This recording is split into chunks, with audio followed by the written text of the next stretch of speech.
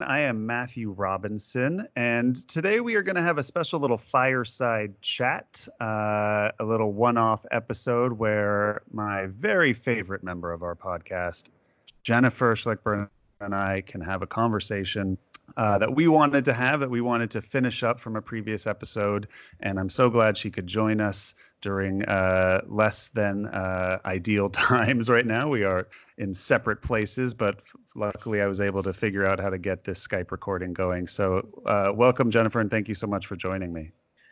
Sure. I'm happy to do so and feel very honored. Oh, well, the honor is all mine. Thank you. So tell me what we shall be discussing today, Jennifer. Give us a little overview. Okay, so we had been talking a little bit around this subject, but what I wanted to talk about today was the difference between inclusiveness and the including of marginalized people in video games versus the lack thereof, in my opinion, of course, in my opinion, Sure. and the more popular board games. Right. And so I wanted to talk about a video game that sold over 1 million copies that is set in the same time as Maracaibo, which is a board game that has been getting a lot of discussion about its using a time where marginalized people were being basically exploited and abused, right? Sure. And the difference between how the game Anno 1800 approached that time and the way that Alexander Pfister approach that time, right? And I want everyone to understand something. I'm using Maracaibo as an example, but this whole issue is, in my opinion, throughout Euro games. And perhaps you can say, well, they're Euro, they're from Europe and they're European, and so it's totally fine to have a pure European narrative. But this is 2020. And one would hope that board game publishers are waking up to the fact that, these marginalized people actually have money and might want to participate more fully in the hobby, yet might be held back because too many of the board games have a pure European narrative. Yeah. And Is that I'm very excited to hear about Anno 1800 because I don't know anything about it. Obviously, I'm very familiar with Alexander Pfister and his I think self-admittedly problematic themes. I think even Alexander at this point now. I would be very surprised if we see another Alexander Pfister game that's set in this time period. At least I would personally be shocked. But tell me a little bit about Anno 1800. I'm very excited to hear about it. okay? So what's cool, you see, is that the Anno 1800 designers actually come from a board game exposure. The first Anno game was from a board game, Oh, Anno 1602, right? And oh then wow. another board game after 1602 was 1503. Okay, so these are board games that Blue Byte. They weren't Blue Byte when they did the first two, but it's the same people. Blue Came Byte is the from, production company. yeah. Well, no, they're the The devs. They're design, the the devs. development Okay, company. got it. Ubisoft is the current production company. I see. So they've been doing these things for years. And so I guess it was December 2018 when they announced Anno 1800. And you're like, 1800? Really? But you have to understand how they came to it. And when you play Anno 1800 as a person who really supports marginalized people, being that, my ancestors, as a Black woman, as an African American, came from that time, right? And so Anno 1800 is a game that incorporates the marginalized people. Like, for example, when you start the game, you can be a freed slave, a Black freed slave, right?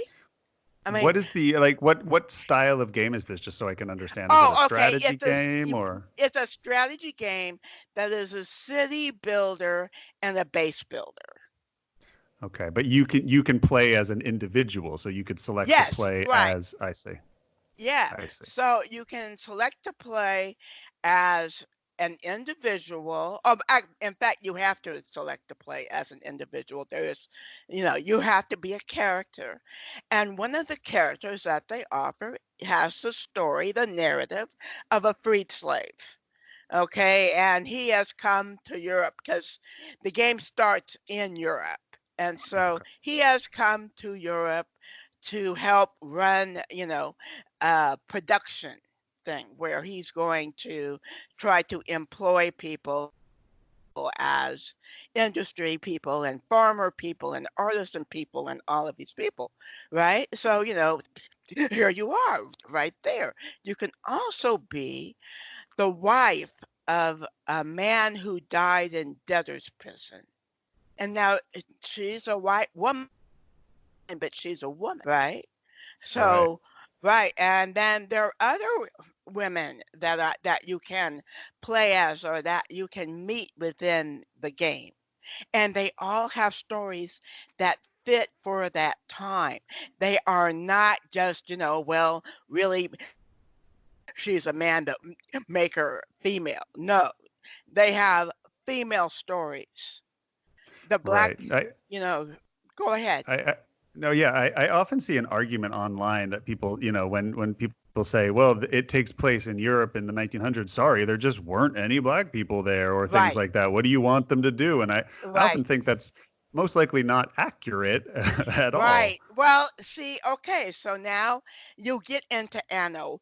One of the first people that you meet is a princess from Asia named Qing. Okay. Okay? She's an Asian princess. They had Asian princes in 1800. Right. Sister, where are they in your game? Right? Right. There's Yeah. no reason for them not to be there. They were Right. in that world at that time. Europe had Yeah. encountered, right? Okay, so yeah, so then you get into the game, and one of the pirates is Anne Harlow. She has become a pirate because someone stole all her dad's money, and she was going to be a pirate and go after commercial shipping to get her money back, right? There is Hmm. also a black pirate who just came from the islands, right? And again, right, these are people who are marginalized. Then, as part of every game, there is a black fortune teller and voodoo. This woman does, Hmm. tells fortunes, and she probably does voodoo. You can't interact with her in that way, but she does sell very exotic items that you can buy, So right? this is going a So, lot farther than your typical. I often see. Well, people make the argument, I guess, sometimes that like, you know, that just to make a character have black skin, but not change their perspective or change their experience at all is tokenizing, right? Is not actually right, helping. exactly, The, exactly. but this is saying that these are actual historical people that were there or would have been there in these roles, and to pretend that this time is just white people is to rewrite history. Well, but it's also to make it the European narrative, which is Sure. so endemic in the hobby. Is see, that's what make Pax Pamir second edition so awesome. They brought in the Afghans, Yeah. and so now you're looking at the whole picture. It's no longer a European narrative, and Right.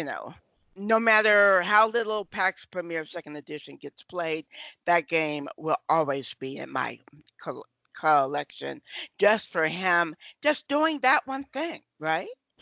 Yeah, it was something I instantly noticed was, I mean, in all PAX games, you're playing as an individual, and you can be the British, you can be the Afghani, you can be the Russian, and they are all extremely viable factions with very different backstories, and you can play it without the theme, but the theme is there on every card in the flavor text, and he gives you this great list of books you can read for further education on the subject. And I definitely fell in love with that aspect of the game instantly. It was just how deep the theme was and how it could be seen from all three sides equally. Right, equally. It's not a European narrative or the Europeans coming in to either exploit, abuse, or take you over, right? Sure. And I think those types of things, what I'd like Pfister to do, frankly, and I don't know that he'll ever do it, but he could easily create a promo set of cards that for Maracaibo that would be inclusive. It's not hard. Right. Sure. I mean, No, I mean there are people that were historically there that would be, there's no reason not to add them. Right. Exactly. See? So that's what I mean. It's not that, oh, well, only European men participated in 1800, because that's just Right. not true. There were Sure. freed slaves. Did you know that Abigail Adams, John Adams' wife, Thomas Jefferson gave her a slave, right? So she Mm-hmm. immediately freed the slave in Massachusetts, right? Mm-hmm. And sent the slave to school with her kids. Right. The schoolmaster didn't want to take the freed slave, but no, there were freed slaves. Frederick Douglass is a well-known if you know that time period inclusively, freed slave. So why not? Yeah, sure. I And mean, the Best Picture winner from a few years back, 12 Years a Slave, was about, obviously the horrible story of what happened to one particular freed slave, but definitely started in that reality. right. And then, we have La Stanza, which not only is 100% European narrative, right? But tells you that you're going to go to the new world for these new business opportunities. They make no apology. I mean, at least Right. Pfister apologized. Right. Yeah. No, I would hope that we're at the point now where you can't just take for granted that you're going to make a game in this time period with only white faces and be able to And not address it. right, but only male perspectives. Well, that too. Yeah. My wife always points out every time I bring a new board game to her, the first thing she points out is how many male versus female characters she sees represented in the game. Right. It's impossible for her not to notice. Right, exactly. Yeah. And so, I want the hobby to move away from that. Video games have included people of color for years now. Years. Yeah. They've included, I mean, the first Sims had gay characters. They're way more forward looking than us releasing in 2020 a game about Christopher Columbus Right. and business opportunities in the new world. I mean, that's just sad.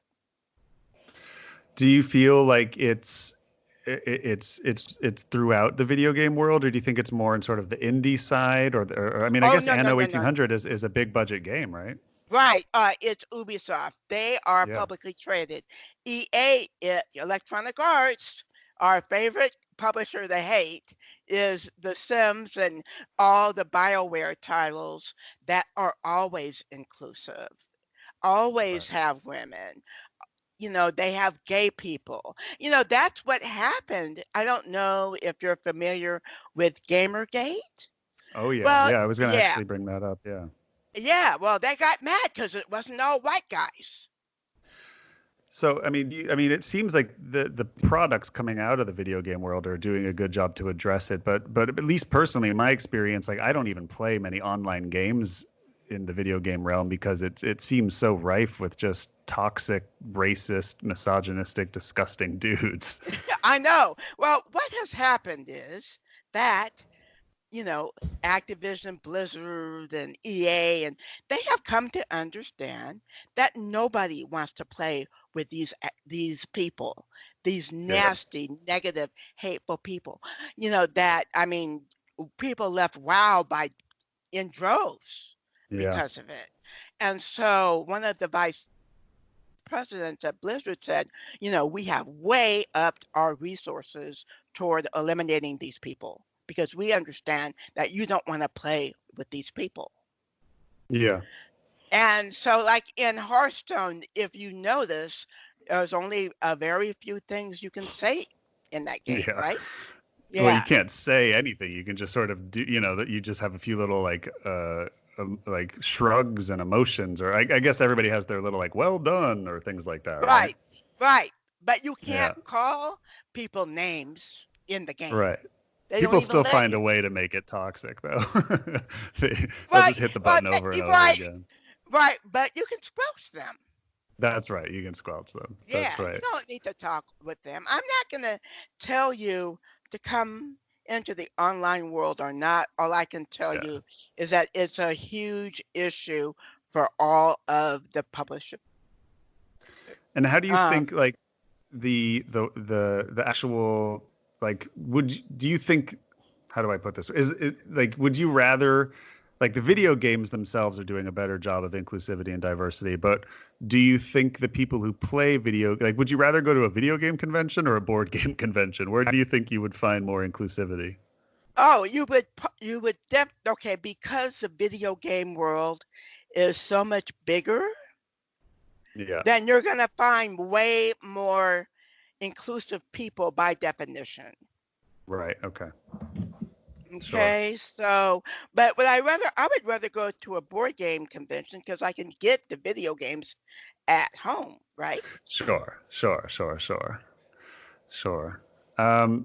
So yeah, I mean, I really hope that do you feel like we're on the right path in board game development? Are you Nope. seeing, Well, I mean, no? we see a couple of like Cole World, Yeah. right? Yeah. And we see him, but who else? Yeah. I was trying to put together a list of games that I thought do it really well. I mean, I think Archipelago doesn't shy away too much from, I mean, they at Right, least like they point it out, right? And they right, talk right. I about mean, it. they're kind of like PAX Premier Second Edition, right? Yeah. Is that they Yeah. say, hey, not everybody believes the bull. Right. And then there's obviously Freedom, the Underground Railroad, which is, an educational game as much as a game, I would imagine. But that definitely Right. is, But clearly see, about those the kind era. of games are like, here, we'll throw you a bone. Yeah, I could see that. I can totally see that. Versus, see, that's why PAX Premier is so great, is because it's not throw you a bone. Right. Yeah, it's because this is it. This is, embedded in it. Just like you say, Archipelago, it's embedded in it, right? I will Now, bring up. Oh, go ahead. Sorry. now there are a lot more games that are set in marginalized worlds, like in indigenous worlds is more accurate. So you have Terra Mara, you have, what was it, Wendake, there's other games that are not set in that that include Europeans at all, right? Yeah. Yeah. There are these series of solo games by a designer named Joel Toppin that all take place from Native American perspectives. One is called Navajo Wars, and the sequel is Comancheria: The Rise and Fall of the Comanche Empire. And both of those games are about daily life of American indigenous people. And while there are definitely sections of the game that have to do with battling white people, it's not framed through that. It's a lot of the game Right. is how to keep your tribe happy and how to keep your family flourishing and the daily rituals and their religious beliefs. And it's more like the nuisance of having to deal with the white man encroaching on their territory and Right. genociding them. But it's not a Cowboys versus Indians game. It is a game about Right. Native Americans. Well, good. Good. I'm glad to hear that. And, I mean, NPI and SUSD both slammed Maracaibo. Yeah, I know. Yeah, they definitely did. I mean, hopefully we've hit a point where you can't not talk about it anymore, and I hopefully that's the first step. I mean, the second step is not having 99% of board game designers be white European men, I suppose. Well, yeah, the only thing is, I will say this. Cole is a white guy. I don't know if he's American or European. I'm pretty sure he's American, either Canadian or American. Pretty sure he's American. Okay. Well, you don't need Black people to tell Black stories, right? Yeah. So, because of the way that wealth is distributed here, you almost, you have to have money to survive while you're designing the game, right? Absolutely, yeah. And white men are way more likely to have, other sources of income. Yeah, no, it is a job that is impossible to do usually well if unless you have a couple other jobs going, which is going to make it harder and slower for you to get your game done. Right, exactly. And so it's not impossible for white men to fix this. EA is probably Electronic Arts. It's probably all white guys. Probably pretty close, yeah. So, I mean, I would love to see more people of color involved in every part of society, but we don't have to have people to fix this problem. Yeah. What like to me it's I think for a lot of white people that play board games and think about it, I think the default color is always a white person that you're playing at, so I think it's hard for a lot of people to even have that sort of like wake up moment of realizing like what it would be like to 99.9% of the games you play to never see a face like yours represented in that game. And that's the problem. That is the entire, and see, white people, I led a pretty big discussion on BGG changing their logo. Yeah. And I got blasted, but I knew I was going to get blasted. Gamergate guys are still there. But there were a lot of people who said, I hadn't thought about it. Yeah. That when I sit down to play a board game, there's white people that I'm playing as. And so many white people don't understand, and I'm not saying that they're racist or whatever, but they don't understand what it's like to walk into a room and nobody looks like you. Mm-hmm. I mean, when I first started playing, I went to a con. I was the only woman and the only person that wasn't white. Yeah. But I went anyway. But it takes bravery. Oh yeah, I mean, yeah, not just the only African American, the only woman. That's right. I mean, yeah. It doesn't bode well for our community back then. Yeah. Wow. No, but the LA cons are great. There's women in the wargaming room. There's women playing miniatures. There's women everywhere. Yeah. And it's still one of, I think, the big barriers to FLGS is really becoming, important parts of their communities is that, you walk in and it's. Oh, FL. Yeah. Okay. Yeah. Right. You walk into one and 9 out of 10 times it's just a bunch of white guys sitting at tables playing Magic the Gathering and stuff, Right. And it doesn't feel inclusive, and particularly, see, there's always the person of color aspect, but that's different than the woman aspect. Absolutely. You walk in Yeah. there and you don't know if you're going to be harassed, hit on, all this shit. I mean, I'm sorry, Yeah. all of this stuff, and you don't, you don't know. Yeah. Or best case scenario, just taught a game you already know how to play, or explained it to you like you've never played it before. Right. Well, do you know that one person at the con chased off my good friend because of that? Oh, really? A good friend of mine loves Titan, right? Sure.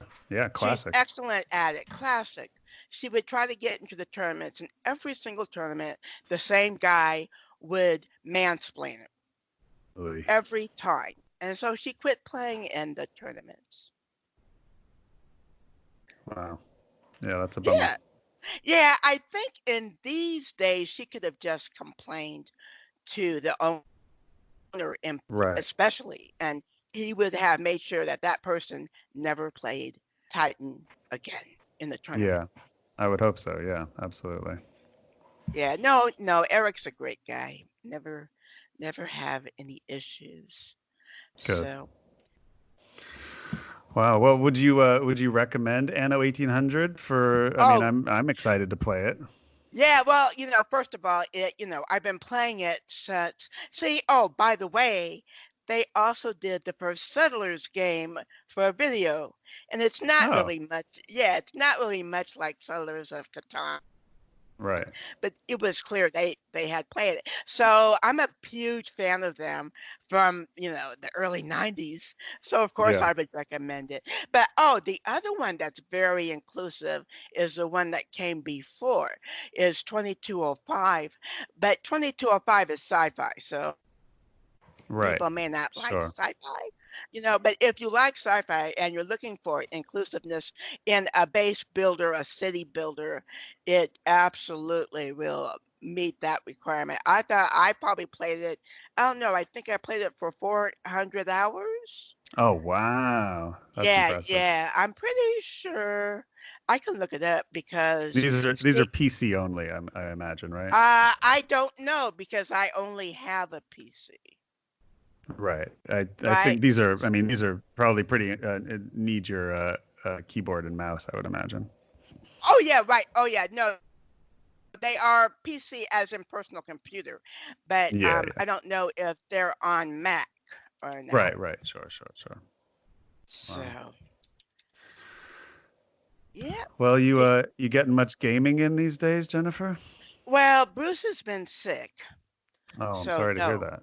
Yeah, no, Okay. just a stomach virus. He went to the Good. doctor, so nothing, no Yep. Yep. corona, but he has not been playing. So no, I have not gotten. Oh no, that's not true though. I did do tabletop simulator for On Mars last night, and that was a lot of Ooh. fun. Yeah, it was great. Yeah, Ooh. yeah, it was really good. Okay. I might. If you guys do that again, let me know. Well, If the kids are asleep, I'd love to give it a whirl. right.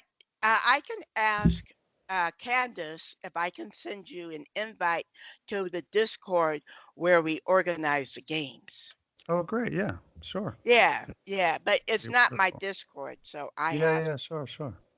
to ask her. But yeah, last night we played on Mars. I did horrible, but it was great. I wish that our group would get a Discord as I emailed Tom to tell him, and that way we could organize TTS games. Yeah, we should have a little private Discord. I can set that up. Tom's not the Discord guy. I can make that happen. But yeah, we could Okay, also, yeah. yeah, we could maybe make a little private section in our And Game Brain and Discord we could too. still do it Tuesday into Friday, and That's he right. could still talk about our tabletop simulator games. There you go. Yeah, we can keep this going. Yeah. Absolutely. Well, as soon as this quarantine is over, I would really love to take you up on your request of teaching you and Bruce War of the Ring and coming over and sharing that game with you, because I really Yeah, love that game. yeah. We don't know when it's gonna be over. That's the Yeah, thing. who knows? Who knows? Yeah, but in the meantime, wait a minute though. I think War of the Ring is on Tabletop Simulator. Oh, we could give that a whirl. Yeah, All right. No, it's an amazing yeah. game. I think you'd really like it. Well, we love Lord of the Rings. I mean, Bruce did the first video game for Lord of the Rings. Oh, wow. Really? I didn't know that. That's Yep, amazing. really, really. Wow. That's cool. And then my son is named Strider, so we got some Right, Lord of the Rings fans here. exactly. Exactly. Wonderful. All right. Well, shall we call this a wrap, Jennifer? Yeah, I think so. I think, because it was very specific. We don't Yeah. need, 2 hours, Well, right? I'm really glad we're able to do this, and thank you for bearing with me on the technical side of this as I figured out how to record on Skype. Oh, that's Uh, totally fine. Hey, what else do I have to do, right?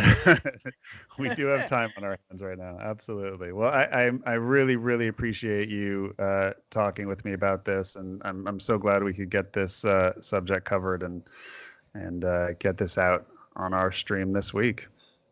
Yeah. Yeah, I'm very happy about having this platform. And I'm Good. very happy that you invited me to talk about a somewhat controversial subject. Sure, of course. Well, again, honored that you wanted to have that conversation with me. So I hope Bruce feels better quickly, and you guys are back to gaming as soon as possible. All right. All right, Jennifer. We'll talk soon. Take care. Thank you very much. Hey, if you enjoyed that video, you very well might enjoy the other videos you now see being suggested to you on screen. Also, we'd greatly appreciate it if you could like, share, or subscribe to our Game Brain channel. Thanks so much.